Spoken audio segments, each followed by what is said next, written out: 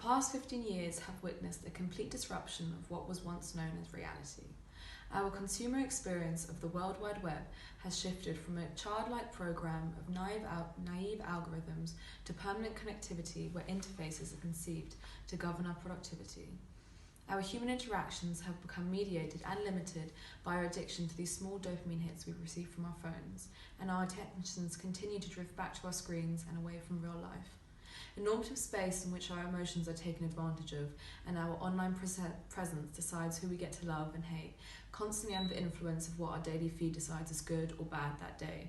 Everyone fears cancel culture since our sense of private and public has become increasingly warped. So, instead of forming our own opinions, we will simply go along with what the masses have decided to care about for the next week and then probably forget about it again. Furthermore, digitalization has redefined the biological makeup of our brains, reducing our attention time. No one has time to waste time. We must constantly be connected and have an incessant fear of missing out. Everything is only given the bare minimum amount necessary of our time.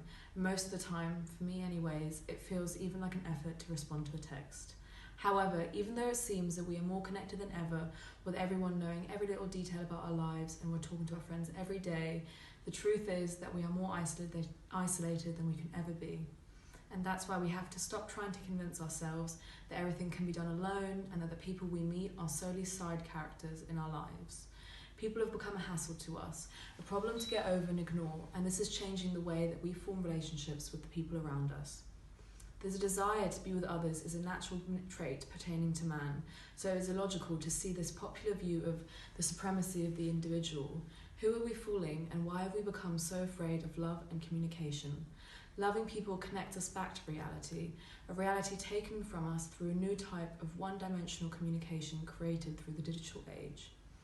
None of us want to feel as if we are navigating our lives on our own. However, we turn away from the people we are with to tend to the pleasures found within our phone screens. Settling for less care and empathy from other people, we do not think twice when sending a quick message to someone instead of a phone call or choosing to visit them when they live so close. Texting puts people not too close and not too far, and we can take comfort in the fact that we can remain in control of how much we expose ourselves to others. And just like the technological world, we want our intimate world to be friction-free. And this may sound like the easy decision when dealing with the reality of relationships with the people around us, which is that they're not always straightforward and they can be very frustrating at times, because real people need nurturing and real people are not perfect. But this is how we grow and this is how we learn. And through this benevolent love that we can receive from them, we can dare ourselves to reach new limits for which we previously did not believe that we had the capacity. Digital connections offer the illusion of companionship without the actual demands of a friendship, and the virtual link will never equate with the deeper personal connection fostered by human empathy in real conversation, and a screen can unfortunately, or not really, never replace this.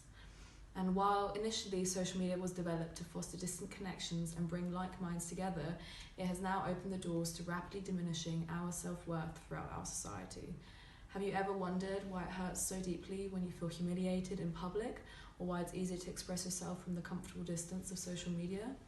Well, the brain neurologically recognizes social embarrassment in the same fashion as physical pain, so it is more than fair to be afraid to leave the comfort of hiding behind a device.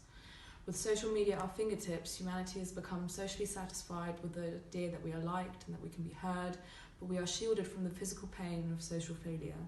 But while this isolated trade-off between vulnerable human relationships and distant connection does remove us from feeling pain, it is not true happiness that we feel, it is probably nothing.